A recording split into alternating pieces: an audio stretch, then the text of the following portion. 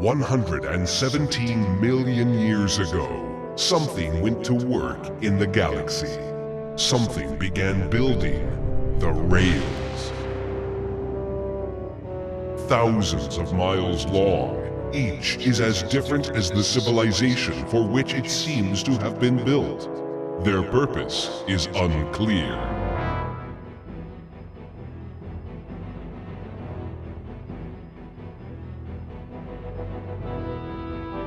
What is known is that the nearer a ship ventures to a rail, the faster it goes.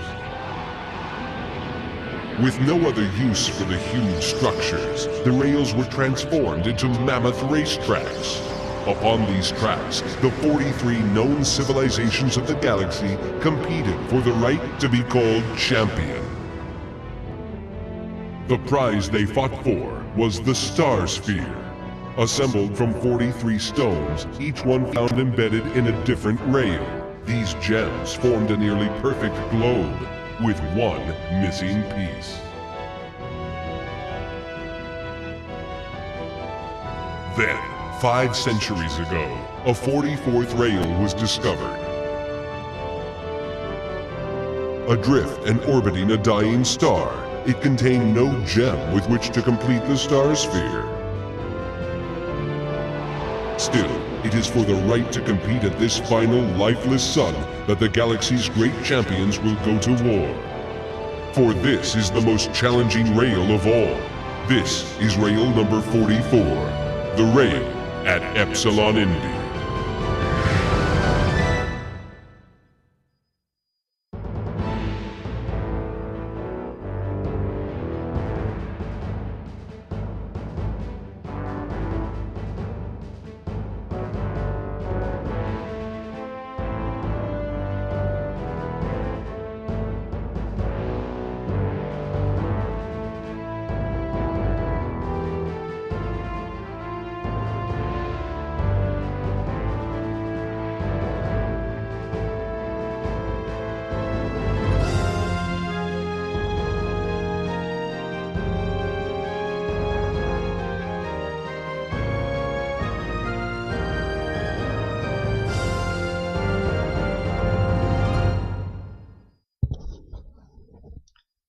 Hello everybody, welcome to my side LP, which is going to be of a game called Starwinder. I forgot what the entire name is called, but anyway, it's a racing game. Okay. Now it's automatically sets the control system I want. Set start. Now normally it would tell you on here where you're going and low information.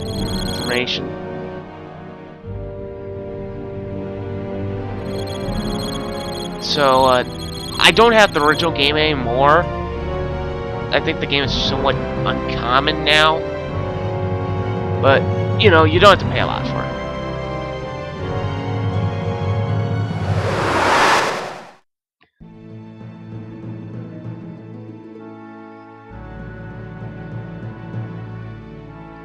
Okay, we're on an asteroid. Your planet.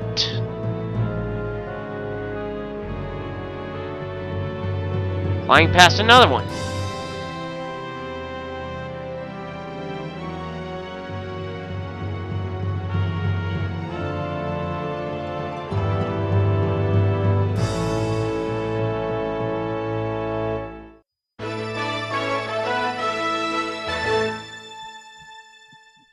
Hi everybody, Barlow Lens again. Boy, do we have a great one here for you today. Pilots from across the galaxy are anxious to continue the time trials, but first, let's see how the contestants stack up. The real news, of course, is the appearance of Connor Rhodes, first contestant from the mysterious new planet, Earth. Rhodes is an unknown commodity, but Earthmen in general are reputed to be cunning, resourceful, brave, and often foolhardy. One thing is certain, it should prove to be an exciting first, if not last, race for Mr. Rhodes.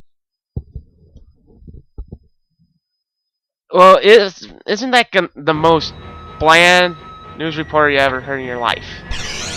That's as bad as my play-by-play commentary on on these LPs. Anyway, L2's autopilot, roll left, L1, R1. Those are the ones you're gonna need the most. You got fire button because this is somewhat of a Mario Kart clone. Circles reverse, squares for brakes. X is press forward. Select to switch weapons. That's the setup I like. Because I don't like, you know, going X circle to go forward and shoot. You know, at the start of the game, you get 2 different ships. One, the Viking. Another one being an Explorer. Sure, you get other cooler ones. But in general, there's a total of 6 ships.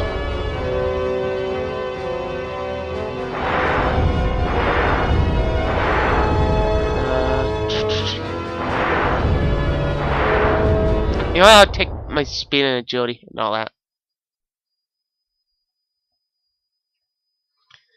The early missions are like time trials. Also, I'm playing this on the emulator, so yeah. But on the actual PlayStation 1 version, during load screens, there's a bit where, damn it.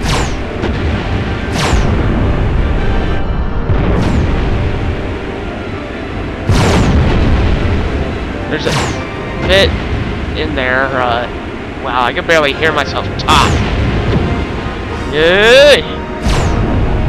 And that's partially why I don't like doing LPs of racing games.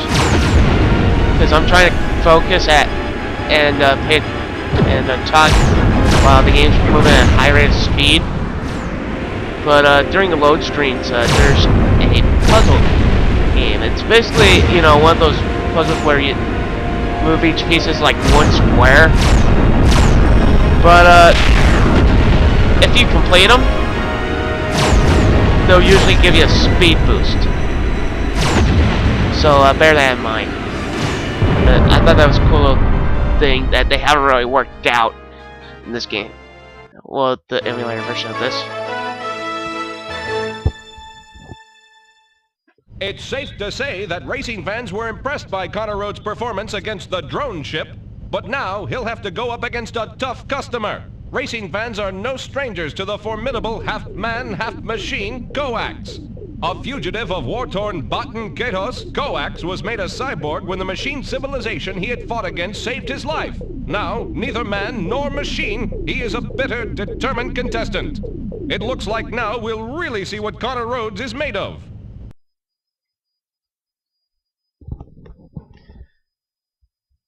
Yeah, these early races, they're all timed.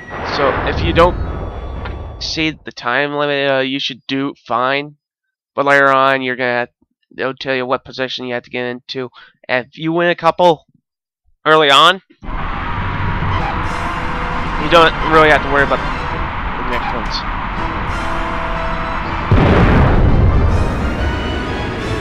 Wow, I just clipped through another racer.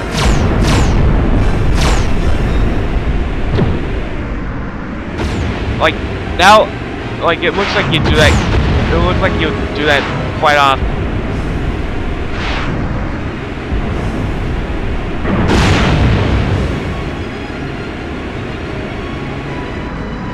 And the controls are probably my biggest problem with this game is that the controls are kind of heavy. And the game says freaking hard to freaking autopilot. That's obviously a lie, because all it did was turn me the other way, as if it was, you know, the spin button. Yeah, pretty basic stuff. Weapon ammo, time, percentage you're done on this track.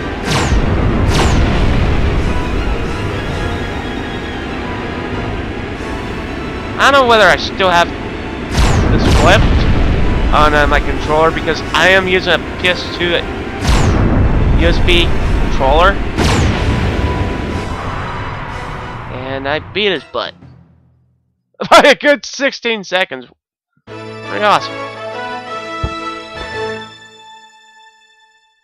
newcomer Connor Rhodes continues to hold his own. But before this crowd truly accepts him, he'll have to show that he has what it takes to compete against the circuit favorites. And of course, one of those favorites is five-time champion Guthul Glahurg of Regor 12. Guthul, of course, has been off the circuit for over 2 years pursuing an acting career. But Earth has a mystical significance for Triceratops sapiens, and it said Guthul could not pass up an opportunity to race against an opponent from the planet his people call the First World. Let's see just what kind of welcome the Earthman gets. Wow, the frickin' screen left him with his jaw right open. Alright. This is the same one we used before. Thunder, or the Viking, whatever you want to call it.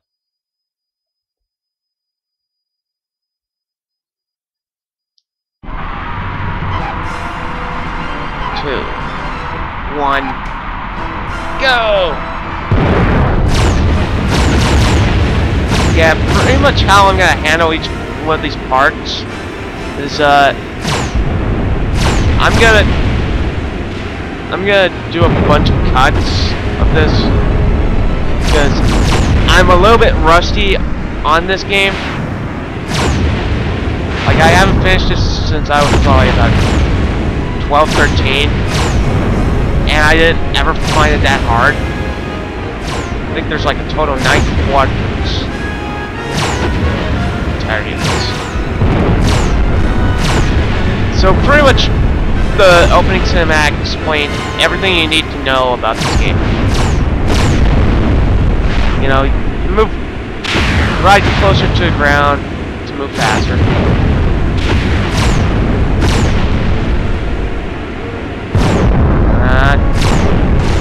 Sometimes you have to see mines, you also see weapon pickups. I always want to destroy all the enemies, because usually they'll just keep firing randomly. I don't know why they put 2 ammo things down there so close to the end, and then apparently I beat my opponent out by like 2 seconds. Well, it's becoming harder and harder to write off newcomer Connor Rhodes as just another pretender. So far, he has fared well against aliens who may be unfamiliar with how he thinks. That is about to change. His next race is against fellow humanoid Tiana Stone. But this may be an advantage for Rhodes as well, unless the stories we've heard are true, and Earthmen really have little or no understanding of their planet's women. Hard to believe, but we shall see. Dude, you're human as well. You look pretty human, unless you're like an android or something like that. Because you sound pretty robotic. That's one.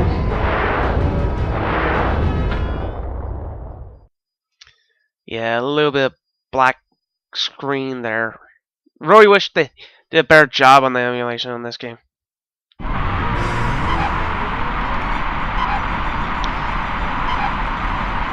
One, go! Oddly enough, you can't play as any of these characters. I've tried multiplayer in this, and you can't play as any of the characters you unlock. I mean, that you race against in this.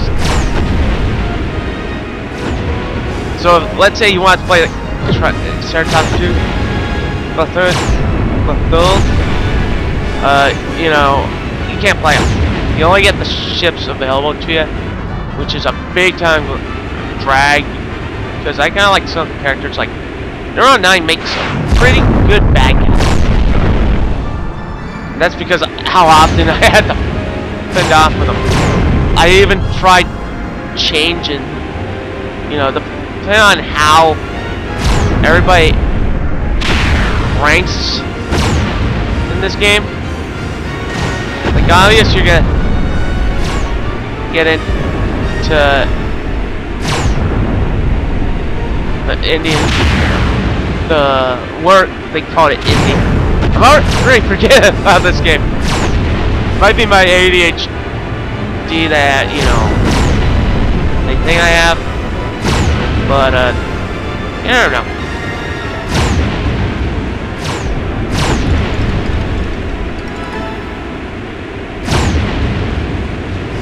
Come on. God. Pretty good sense of speed because it's all first person. And there's like no option to change it. Oh, wow! Almost by like a full minute.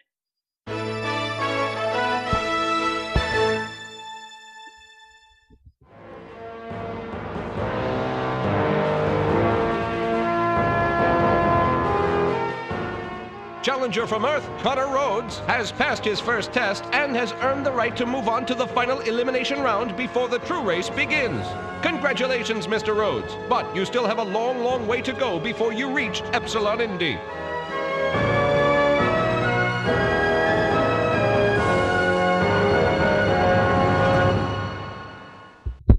Freaking love the music in this game.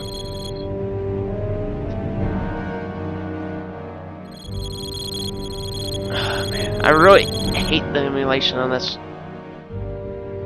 It's like emulated so bad.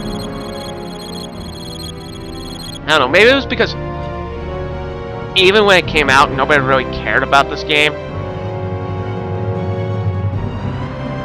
And it really is a shame because it has like that movie kind of build to it.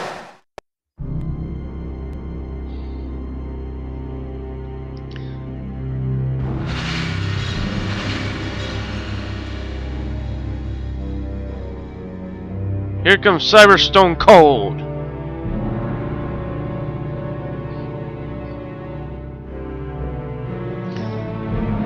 In space, nobody can hear you scream. Or scream in agony of boredom. No, this isn't like the worst racing game I've ever played in my life. It's a pretty mediocre one though. Connor Rhodes has made it to the second quadrant. At first, the other challengers appeared to show him little respect, but now they seem anxious to put him in his place.